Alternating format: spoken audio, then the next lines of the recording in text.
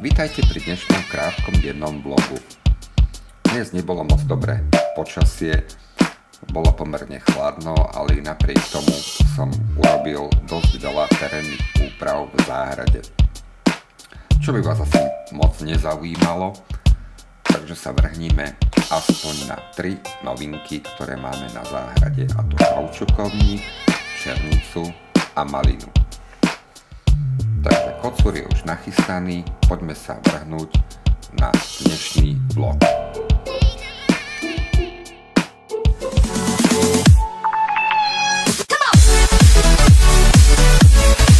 A toto je náš nový prírastok na farme, veľký kaučukovník. Černica,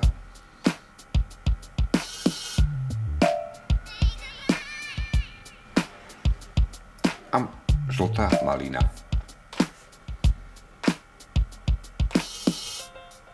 Ako vidíte, dnes som urobil pomerne dosť zemných prác, popresúval som hromadu zeminy, ale som vás chcel aspoň navnadiť na ďalšie videá z farmy, kde pripravujeme rôzne návody a rady, ako napríklad vysádzať balkónové kvety, hlavne muškáty, surfínie a rôzne iné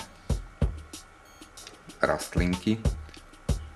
Tak, to by bolo pre dnešný vlog všetko. Majte sa pekne, dovidenia.